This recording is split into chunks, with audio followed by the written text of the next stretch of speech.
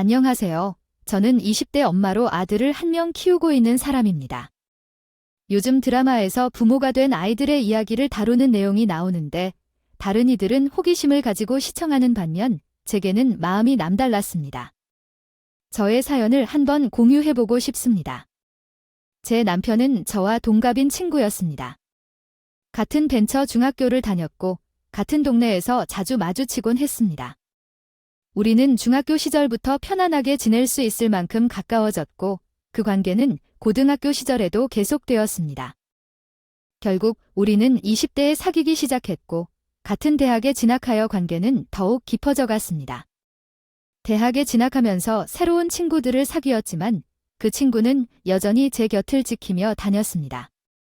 어느 날 그 친구가 갑자기 고백을 하더군요. 나 널 예전부터 좋아했어 라고 말해서 저는 충격을 받았습니다. 그동안 그는 제게 재미있는 동화제이고 마음이 통하는 친구로서 지내왔던 것이었죠. 그 고백은 전혀 예상치 못한 것이었고 이에 당황한 저는 자연스럽게 행동을 못하겠다고 느꼈어요. 그래서 거리를 좀 더 두었더니 친구가 한동안 연락이 안 오는 것 같았어요.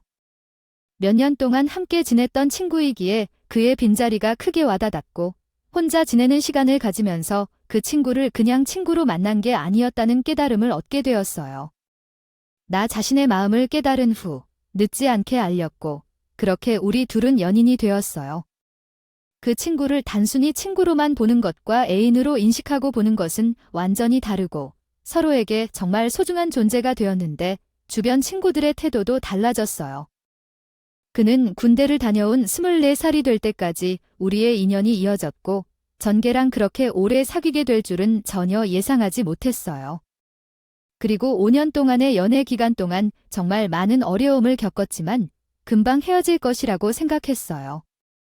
그 난관들은 대부분 남자친구의 어리석은 행동에서 비롯된 것인데 어디선가 남자들의 정신연령이 여자들보다 낮다고 들은 적이 있는데 그래서 그 사람은 진짜 어리석은 일을 많이 했어요. 군대를 가기 전 대학교 2학년 때였어요. 우리가 사귀기 시작한 지 얼마 되지 않아 그런 일이 있었죠. 너 왜 소개팅했어? 라고 물으니까 알았어. 나랑 사귀는 거 알고 그렇게 말씀드릴게요. 혹시 내가 우리 엄마 친구들이라고 속여서 나온 격허가게 그것을 어찌 이런 얘기니 모르고 간 다 하설리지만 대여 외동명이 있다그 매큰 개탑고 지를 불리논 진이 없다. 그래 동난 있을 건데 어이중한 게 뭔지 몰꼬나 소개팅 알았어야 했을 텐데 북은 유경의 아그다 넉나고 다 천각 가는 게 자기 역서 없고 거가그청이 차차 못 암거라 사견 다렵게 그리 사람변 악기에 정성하지 기억 없고 나함이 다생할 길방암 들고 옴된 깹체지만요 경기녀 고군 장랑에 씻고거 있들 하는 거는 뭐인구요 아이 그래는 나라 대회 아니여 그다지게 도역 주면 용요지에 돌서 괭나산 하랴이 무엄알 물른 자기 또 알든하거 연트알란 아주 아일 것인 개구리라고 달주의 공로 이자래 서요와 시외 정법 놓는고 큰 또각을 비스젠 구류 모리업 꼬러 엮는 개좌 거가다고 분든 여는다 그나아서 정어택 존신박나굿이 야먹는 말안치지만 다리조에 가대 다그 업살 문걸그 비지지에서 안몰업박어 요대에서 해는 거 버요. 내 친구는 정말 좋아서 자주 만나고 술을 먹고 PC방에서 게임을 하며 연락을 자주 주고 받았어요.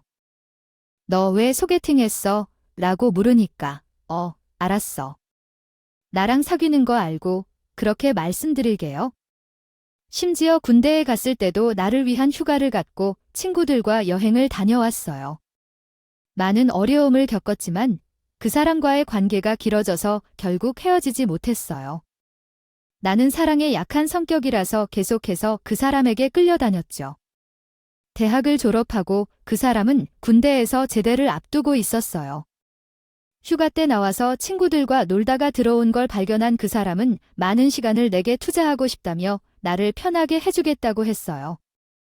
그는 바닷가 펜션도 예약하고 제대 휴가 때 같이 여행 가자고 준비를 열심히 하더군요. 나도 처음 여행을 가서 설렜고 내 마음도 그 사람에게 빠져 있었어요.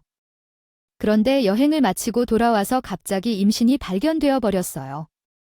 그 사람은 이제 군대를 제대하고 취업을 준비하려는데 뜻하지 않게 임신이 발생하여 걱정이 더해졌죠.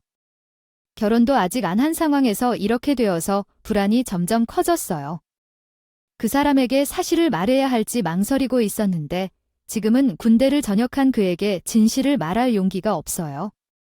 게다가 남편 없이 어린 딸만 바라보며 살아온 엄마에게도 쉽게 말할 수 없었어요.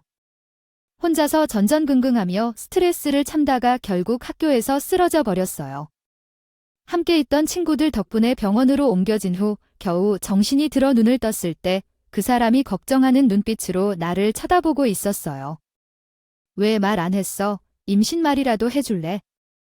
마리아 병원에서 제가 임신했다는 소문을 들은 그 사람은 내 손을 꼭 잡아주며 걱정하지 말고 나와 아이를 더 지켜줄 거야.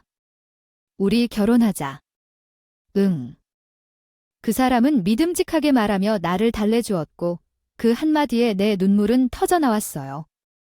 전에는 속상했는데 이제는 고마웠어요. 결혼을 제안한 것 같았어요. 23살에도 부모가 되는 결정은 무모해 보일 수 있지만 나는 아이를 포기할 수 없어서 그 사람의 말을 믿고 결혼했어요. 딸을 가진 엄마는 내 이야기를 듣고 너무 놀랐어요. 아버지가 일찍 돌아가셨고 혼자서 이겨내야 했던 고난스러운 시간을 생각하면 제발 도와주세요. 가지를 들여다보는 것 같은 기분이 들었습니다. 엄마께 나의 고백을 하고 임신을 알린 것은 내게는 큰 용기였지만 이렇게 엄마의 걱정과 놀람 속에서 얼굴이 다 드러난 것을 보면서 남아 했던 결정과 용기를 더 자다 회복할 수 있었습니다. 타임 인터밸 동안 엄마와 함께라면 우리 가족이 행복하게 함께 할 수 있을 거라 믿었습니다. 엄마와 함께 우리 아이를 기르며 우리 가족은 더욱 더 강하고 행복해질 것이라고 믿습니다. 앞으로 엄마와의 관계를 더욱 더 소중히 여기고 엄마에게 감사함을 전하며 살아가고 싶습니다. 함께라면 우리 모두 행복할 수 있다고 느꼈습니다. 함께 해주셔서 감사합니다. 엄마와 함께 뛰어가는 소리에 눈물을 흘리게 되었다. 젖은 눈으로 엄마를 보니 엄마도 눈물을 보였다. 자랑스러워하시며 잘 크고 있네 하시고 제 손을 꼭 잡으셨다. 그 모습에 안도감을 느끼며 울음이 터져나왔다. 삼켰지만 엄마가 얼마나 상처받을지 알기에 결혼해서도 잘 살아야겠다고 마음먹었다. 그러나 우리 집은 모범적인 분위기와는 달리 상대편 집에선 혼전 임신에 대한 거부감을 보였다. 그 집은 천주교 집은 아니었지만 직장도 없이 어떻게 집을 꾸려나갈지 말이다. 아기 소식을 듣고 반가워하지 않을까봐 걱정도 했다. 상대의 어린 나이와 학력 등 고려해도 결혼을 한다는 것이 쉽지 않은 상황이었다. 하지만 그와의 아기를 임신한 입장에서는 거부감을 받는 것이 너무나 속상했다. 불안함을 겨눈 것도 적지 않았다. 현실의 어려움을 더해주는 것은 그의 엄마가 찾아오는 일이었다. 그 사람이 수업 중이었을 때 나는 우연히 그의 어머니와 대면해야 했습니다. 어머님의 엄격한 표정을 보고 어떤 말이 나올지 예상해 볼 수 있었습니다. 사실 우리의 관계가 진실한 우정이라 생각하지 않는다는 말이 뭔지 알고 있었거든요. 어머님이 나에게 한 말에 당황해 아무 말도 할 수 없었어요. 어머님은 나에게 진술을 했지만 나는 당황해 아무 말도 할 수 없었습니다. 어머님은 정말 무섭게 말씀하셨어요. 그 이후에 집에 돌아와서 계속해서 울었습니다. 아이를 이렇게 무시당하기엔 너무나 서러웠어요. 왜 내 아이를 이렇게 모욕하는지, 왜 그렇게 말을 하는지 이해할 수 없었습니다. 생명을 태어나게 하고 키우는 것이 그리 중요하다는 것인지 이해할 수 없었습니다. 결국 나와 그 사람이 결혼해서 함께 산다는데, 그런데 그 아이는 어떡하나요? 왜 그것을 그대로 받아들이지 않는지 너무 화가 났어요. 사랑하는 딸이 밖에서 그런 소문을 듣고 다니는 게 엄마가 알게 된다면 얼마나 슬플까요? 그게 이 상황의 시작이 잘못됐다는 것도 죄송스럽고 여러 생각이 머리를 스쳤어요.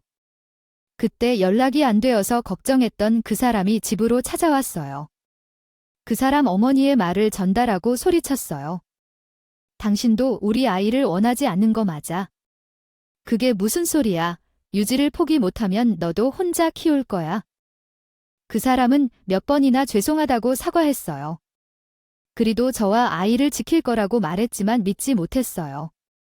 결국 그 사람은 떠나겠다고 말한 후 돌아와서 같이 살자고 했습니다. 어머님께 말씀드리고 월세 원룸을 구하고 신혼생활을 시작했어요. 저희도 학교에 휴학하고 졸업을 잠시 미루는 상황에서 다른 사람들의 시선을 신경 써야 할지도 모르겠네요. 그러나 저는 아이를 포기할 수 없었어요. 그렇게 되더라도 제 뱃속에 있는 생명을 지키고 싶었습니다. 그게 옳다고 생각했어요. 그 사람은 학교를 휴학하고 급한 대로 알바를 구해서 일을 했어요. 호프집 알바, 배달 알바, 대리운전 등 자리가 생기는 대로 일을 했죠. 나이가 어려서인지 일자리는 쉽게 생겼지만 알바를 처음 해보는 그 사람은 일하는 걸 정말 힘들어 했어요. 일 자체가 힘든 것보다는 손님이나 사장들의 갑질을 힘들어 했죠. 아, 진짜 알바라고 너무 만만하게 보는 거 아니야?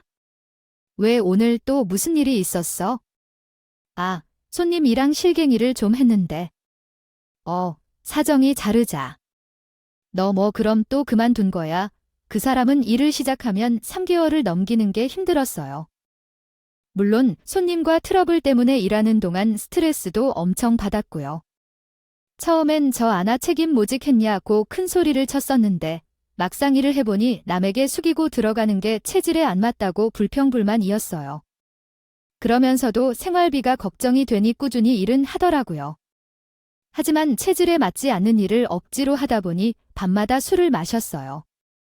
소서 방 일하는 거 많이 힘들어.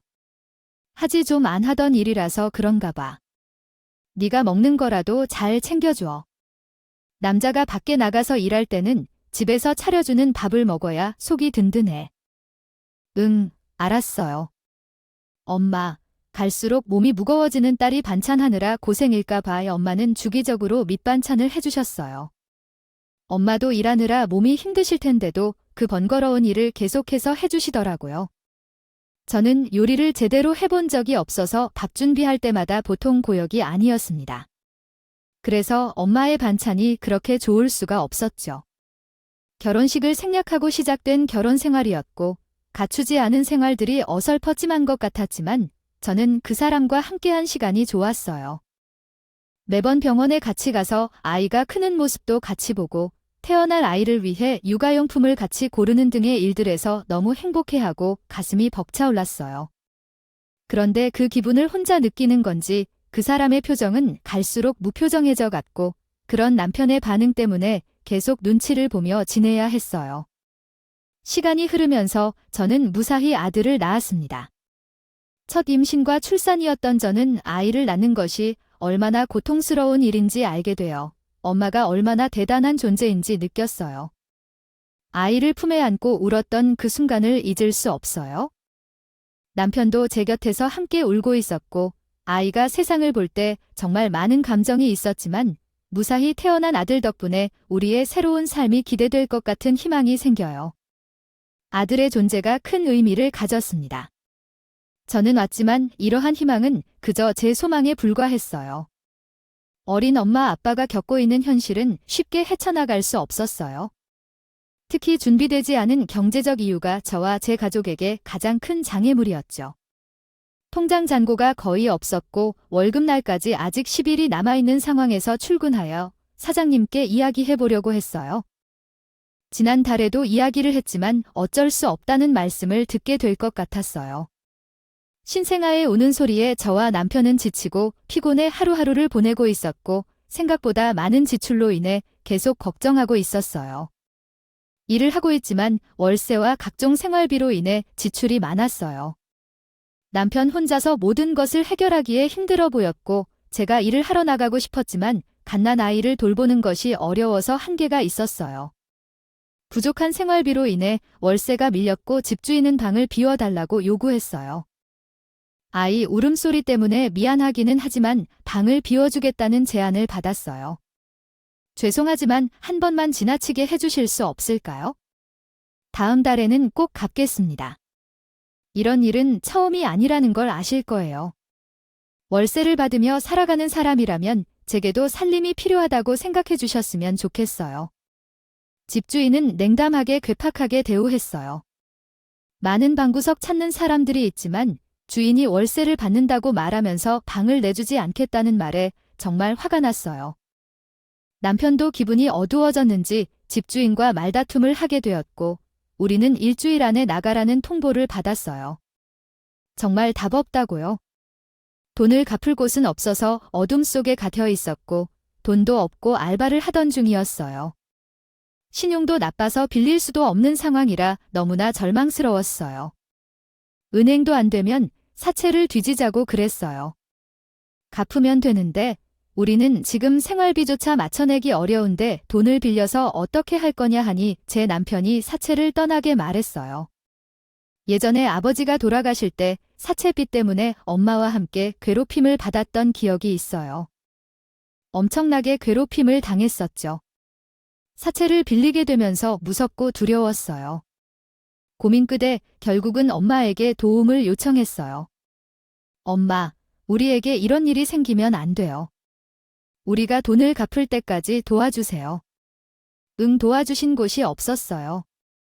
엄마를 믿을 수 있는 곳은 부모님 집밖에 없었죠. 엄마는 소중한 존재이셨지만 우리에게도 특별한 저희가 있는 곳이었습니다. 집이 작아서 불편하기는 했지만 그 공간에서 행복했어요. 엄마가 만들어주시는 음식을 맛있게 먹고 편안히 지내자고 생각했어요.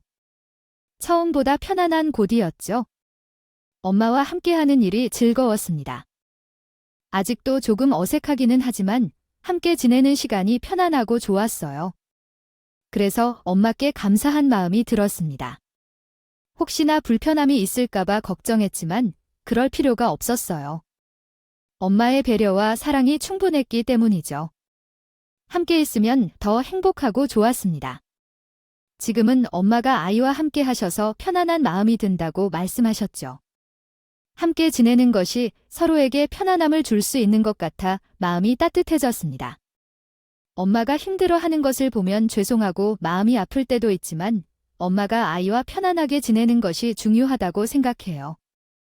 함께 있으면 서로 행복해질 수 있으니까요. 하지롱 살림을 하면서도 항상 제대로 마무리하지 못해서 엄마가 도와주셔야만 정리가 되던 때가 있었어요.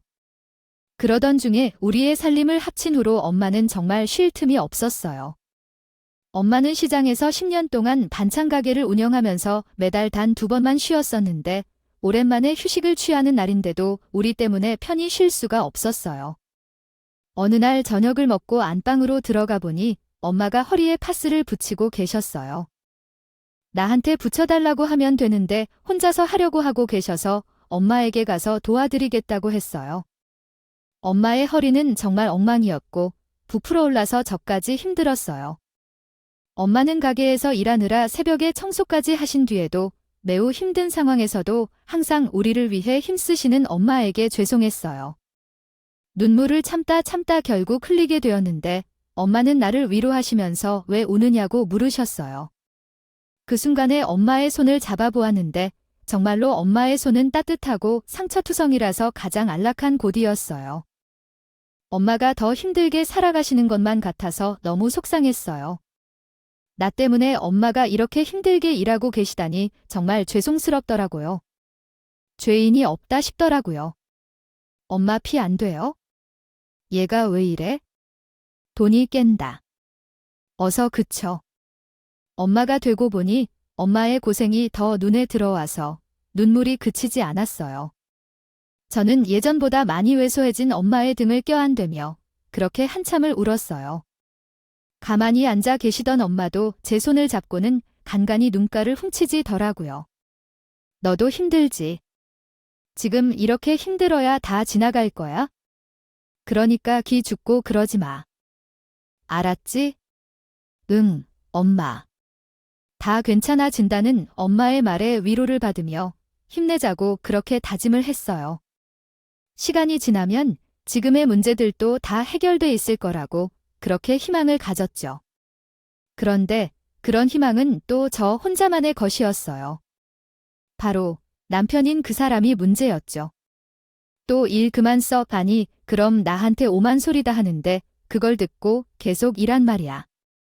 남편은 석 달이 멀다고 일을 그만뒀어요. 그동안 갈아치운 알바만도 수두룩했고 때려치운 직장도 몇 개나 됐죠. 일하면서 손님과 또는 주인과의 트러블을 참지 못하고 번번이 그만두고 오는데 동네에서는 이미 소문이 파다해서 취업이 안 될 정도였죠. 나 이런 대우받으면서 일 못해. 그런 어쩌려고 나 다시 복학할 거야. 그리고 졸업장 따고 취업할래. 뭐 다시 복학을 하겠다니 저는 기가 찼어요. 어느 날 복학을 하고 싶다는 생각이 들었지만 아들이 아직 어려워서 저도 일을 할 수 없는 상황에서 그 사람이 복학하면 우리 생활비와 학비를 어떻게 마련할지 대책이 없었어요. 그 사람은 점점 더 무책임한 행동을 보여서 마음이 상했어요. 지금은 시기가 아니라고 약간만 기다리고 복학하라고 조언했지만 그 말이 바늘구멍에도 들어가지 않는 거예요. 도저히 참을 수 없어서 소리를 질렀지만 엄마가 일을 마치고 집에 왔어요. 유진아, 왜 그래? 엄마가 물었어요. 아, 엄마야, 그 사람은 엄마가 오자마자 복학을 하겠다고 말해버렸어요. 정말 요점이 없어요? 모두를 무시하고 깔보는 태도에 그 상황에 모두 난처했어요. 그런 대우를 받으며 일할 수 없어요? 대학 졸업 후 제대로 된 취업을 해야 한다고 생각해요. 하루 종일 일을 하고 손님을 맞이하다 온 엄마에게 그 사람은 갑자기 대학에 가겠다고 말했어요. 생각 없이 말하는 그 사람이 참으로 미웠어요. 엄마에게 도피해 내가 대학에 간다면 우리 생활비는 어떻게 할 거야? 그만해, 엄마에게 말해라. 너희가 사귀며 아이를 낳아 키워 나아간 건데 그게 왜 그렇게 나쁜 짓인지? 왜 엄마가 그렇게 힘들어하는 거야? 많이 고생한 엄마를 보며 너무 서운해서 눈물이 나왔어요. 억울하고 원망스럽고 억장이 다 물렀어요. 엄마는 울어하는 나를 달래주셨고 그 사람은 나를 보면서 불만이 가득한 표정으로 앉아 있었어요. 하루도 조용한 날이 없이 시끄러운 집 분위기에 샜어요. 지친 상태로 가만히 생각에 잠긴 엄마는 그 사람을 조용히 탄다. 아무래도 졸업장이 있으면 낫겠지만 현재 상황에서는 좀 더 고민해봐야 한다. 그날 이후 엄마와 나는 서로가 떨어졌고 일을 그만둔 그 사람만 팔을 뻗어 쉬었어요. 자기가 제일인데도 엄마에게 모든 것을 떠넘기고 있어서 고민하는 내색도 없이 먹고 자고 팔자로만 지내더라고요. 아이가 점점 커가는데 아빠라는 사람은 갈수록 없어져서 내 가슴이 타들어가고 있었어요. 그 사람이 하는 짓이 밉다는 생각하니 숨쉬는 꼴도 미워질 정도였어요. 나한테는 어차피 상관없는 일이라고 말하면서도 엄마의 결단을 기다리고 있었어요. 자, 내가 대학 졸업장을 따고 싶다니 그렇게 해 엄마가 치울 수 있는 일 알아보도록 해 우리가 어려운 상황에서 조금이라도 퍼줄 수 있어야 해 정말 감사합니다. 엄마가 학비와 생활비를 책임지겠다는 말에 또 한 번 가슴이 답답해지는 걸 느꼈어요. 그렇게 나도 또한 엄마를 미워할 수 없었습니다. 하지만 나는 손을 쓸 수 없는 상황이었다. 그래서 한 일도 할 수 없었고 다른 일도 할 수 없었으니 어쩔 수 없이 그 사람에게 의존해야 했다. 어머니는 고병이 오래되었기 때문에 제대로 할 필요가 있다고 말씀하셨다. 아이가 첫째 되자 그 사람은 다시 공부를 시작했다. 나는 집에서 하루 종일 아이를 돌보면서 그 사람은 학교에 가서 공부하고 멋부리고 다니는 것을 보았다. 그 모습을 보며 마음이 찢어지는 듯 했다. 몇 년 전으로 돌아갈 수 있다면 결코 그 말년 휴가에 함께 여행을 가지 않을 텐데 생각했다. 자라나는 아들을 보며 사랑스럽고 행복한 마음도 있지만 언젠가는 서글픈 마음도 들었다. 아들을 돌보느라 외출도 못하고 먹이고 입히느라 바쁘다 보니 내 자신이 초라하게 느껴졌다. 어머니는 조금만 더 돈을 벌면 나도 학교에 다닐 수 있고 아들도 어린이집에 보낼 수 있다고 말씀하셨다. 울면 안 된다고 위로해 주셨다. 살면서 무슨 복을 받은 적이 있을까? 그 사람은 제대로 살 수 있는 기회를 받았는데도 남편 복은 없지만 엄마 복은 타고났어요.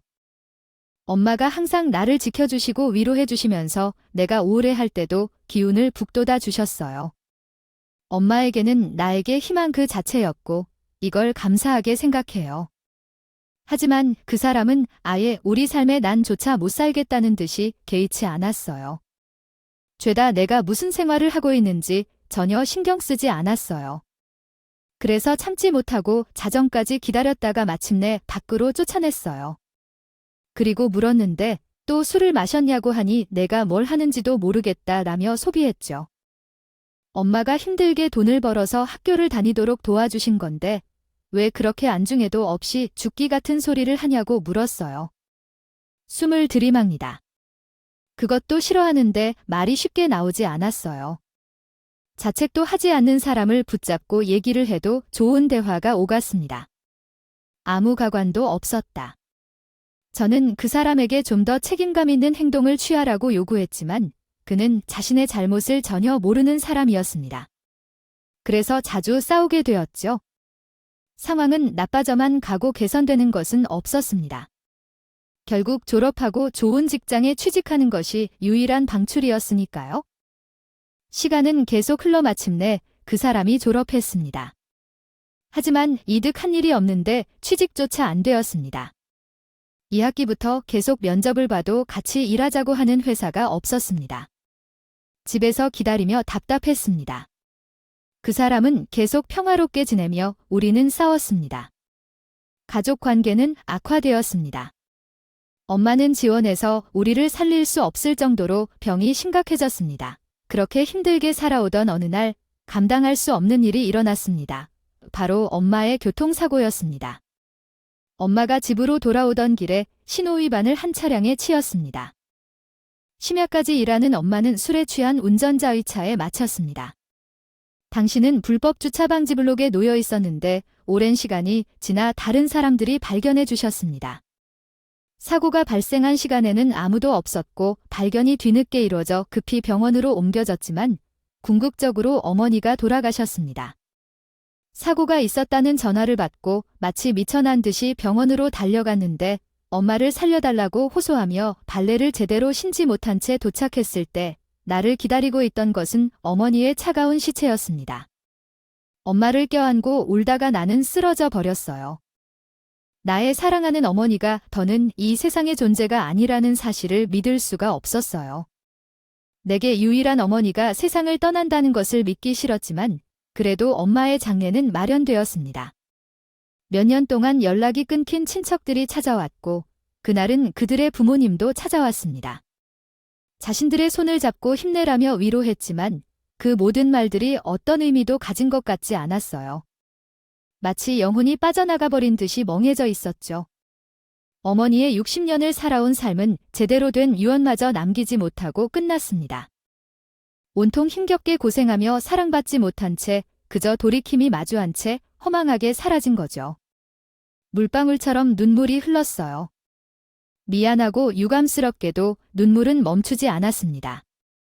눈물이 흘러서 마르고 또 흐르고 마르고 또 흐르던 중 더 이상 나오는 물도 없을 것 같았는데 기운 없이 앉아있던 차에 남편이 주저앉았어요. 어머니가 돌아가셔서 나도 놀란 듯 잠깐 제 눈치를 살폈던 사람이 긴장이 풀린 것 같았어요. 그러더니 갑자기 주진아 스킨 먹을래?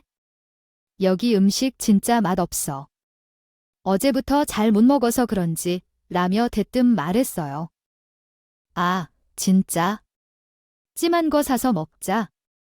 치킨이 땡긴다고 하니 정말 인간이 제정신인가 싶었어요. 그렇게 못 기눈다면 혼자 나가서 먹기나 하지. 그 대신 엄마가 장례식장에 계신데 배달 음식을 시키겠다니 어이가 없더라고요. 사람을 한참 못 봤네. 눈치 없다면 코치라도 있어야지. 화내도 되고 안 먹으면 되는데. 그리고 획하고 방을 나갔어요.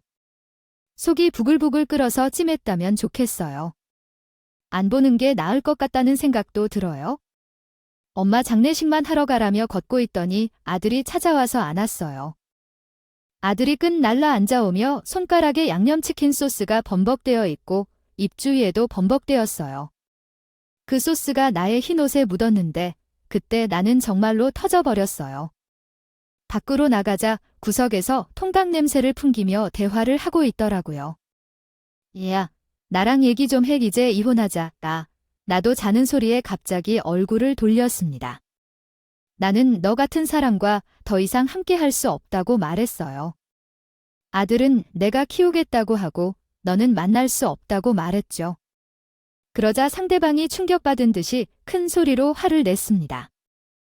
제나야, 난 내 없이도 잘 살 수 있을 것 같아. 나는 부모와 자식을 끊고 내게 왔는데 너는 정말 어떤 일을 하며 돈을 벌어오는 거지? 아니면 뭐, 가질 생각도 없이. 맞아. 그런 말을 하는구나. 진짜로, 사람을 보살핀다. 너처럼 사람들이 좋아할 만한 말만 하는 사람에게는 말도 통하지 않아. 손에 든 닭다리를 던지면서. 그 다리는 접시로 날아오면서 내 얼굴에 닿았어. 그래, 좋아. 이혼하자. 나도 큰 바람이 있다. 아, 이젠 자유인이야.